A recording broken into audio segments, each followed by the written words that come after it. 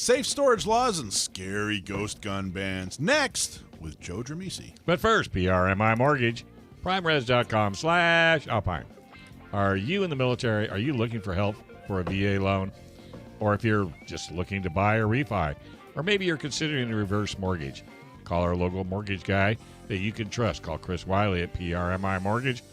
For nearly 25 years, Chris has been helping local San Diegans with all their mortgage needs. Call Chris Wiley at 619-722-1303 or primeres.com/Alpine.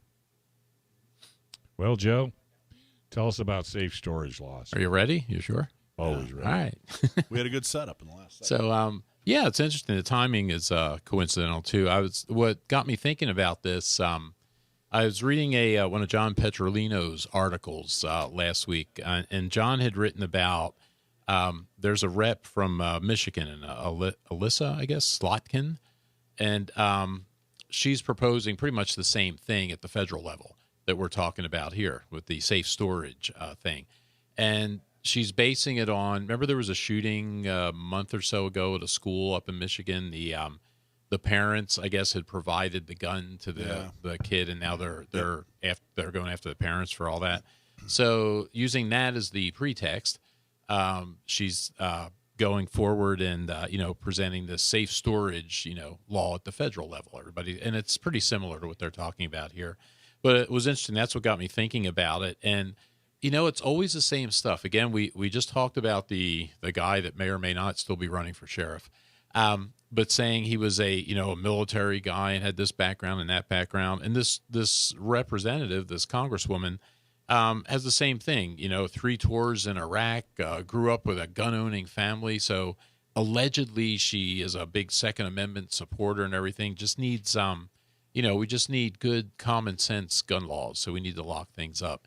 So that's, reading John's article, which was really entertaining. It's a really good article. Got me thinking about it. And then just coincidentally, look, we're doing that here now with Nathan Fletcher. Right. And, thinking about that, we talked a little bit about this in the last segment. And, having these gun laws, it's like, especially this one, with the safe storage thing. I mean, what does it accomplish really? You can't make people responsible. I think fortunately, probably 99% of gun owners are already responsible. They know what they need to do. They keep control of their firearms. They make sure that people that shouldn't be around them aren't around them. And they do what they need to do. The ones or the 1% that doesn't do that, a law is not going to make them do that. You're responsible or you're not responsible. And, so in that context, I guess the law really isn't going to do much. If, you were foolish enough to follow that, we were talking about this a little bit earlier too, where it's almost more dangerous. I mean, a lot of people have firearms around the house for self-protection. Okay, if you have to keep this thing disabled or if you have to keep it locked up, it's really not useful to you, I think, is, for self-protection, because that stuff happens fast. If you watch like John Correa's videos, things like that, occasionally they'll have home invasion footage and stuff like that. It happens very fast. People can come through your door, with a good kick, pretty much as fast as I can get through my door with a key, and it's, you got seconds to react or to do something. And if your gun is locked up in the safe, it might as well be in New Jersey. I mean, it's not going to be useful to you. And this is something else that I learned in my journey with this stuff when I started carrying concealed, because I was coming home at night and I was taking the gun off. I was locking it up in the safe. And I was laying in bed one night, and I was thinking, if something happened, the gun's useless. I mean, I could never get to it in time. I could never get it out. I could never do anything with it. And it's funny because I talked to my wife. I said, hey, would it be okay if we just had this thing out here at night? And certainly, it'd be great, which I was almost surprised. But, again, if you're going to lock that stuff up. Excitement level there. Well, the Good thing, for you, Nina. Yeah, it was really, it was exciting.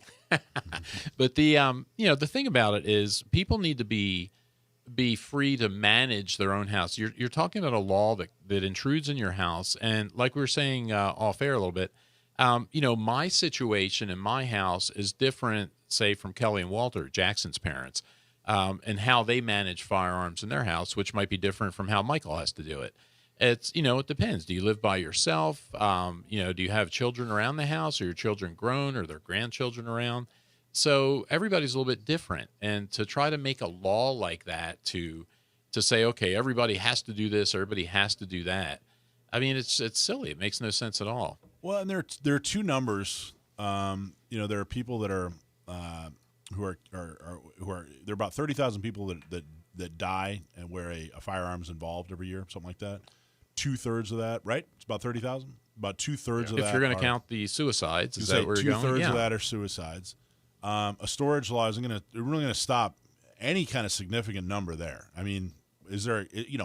Are there some folks in there that maybe had the gun been locked? I don't know. Maybe, right? Well, maybe some. But the bigger number is the 3 million times per year someone uses a firearm to defend themselves. Well, and it's definitely going to stop there.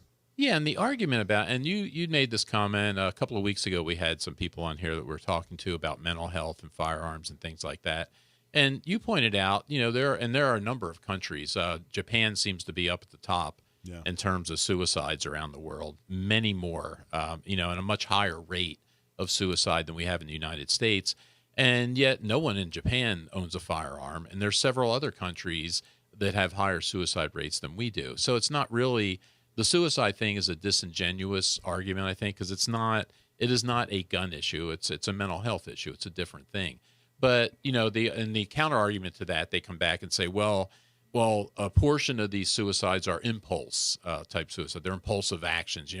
If the person gets past that short period of time where they have that suicidal impulse, then maybe they won't. So let's say that's true, Joe. Mm-hmm. Let's say that's accurate. Let's say that there are a number of people buried in that 30,000 where had they not been able to access a firearm, there wouldn't have been a death. Let's okay, great. Mm-hmm. Now, but how many is that compared? How many of the 3 million people per year who defended themselves, in some way? How many of those 3 million wouldn't have been able to defend themselves had they not had access to a firearm as quickly because it's inoperable, it's locked up, whatever?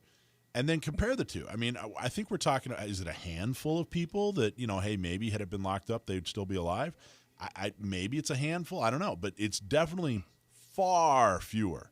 So if you're really just looking at this thing, unemotional, you're not, you're looking at it, you're not really talking about rights, you're not really talking about emotions, you're just talking about pure numbers. You're just looking at it like a CPA would. Well, but they don't look at it that way, though. I mean, it's a net positive. Absolutely. Okay, so here's a question. How many times have there been a home invasion and the people inside were killed? How many of the police reported that the guy had a gun safe, he was right close to it and couldn't get it open? Yeah, you would probably never hear. I mean, it's going to be hard to get that kind of information or hear that kind of information. I don't know that number, but it doesn't. It's preventable. Well, that's what I'm saying, because if somebody comes blowing through, I mean, but the police are not going to report that. Right. They're never going to report that, which makes this whole conversation even worse than what it already is. I mean, if people were upfront, honest, and that kind of information was automatically part of the police report, then you'd have some statistics. It may be, but it would never go beyond that. The media is never going to pick that up. They're never going to talk about it, so you won't find that information. But again, you can't look at it as, why are they doing this? It's not a public safety thing. It's not an anti-crime thing. That's my point. Yeah, it's a control thing. So you can read about it this week. And it was interesting, the comment made about, New York. What do you want, back in the cowboy days with blood all over the roads? Well, yeah. Haven't they been watching the news? They just had 4 police officers Haven't shot. They been One watching of them the news in New York City? They've already got it. They just don't know it. All right, we're going to take. Thanks for watching this clip from Gun Owners Radio. You can watch us live every Sunday from 4 to 6 p.m. California time, right here on our YouTube channel. Or if you're in the San Diego area, you can listen to us on 1170 a.m. We're also available on your favorite podcast platform for free. Don't forget to like and subscribe so that you can help restore and protect the Second Amendment, not just in California, but across the country.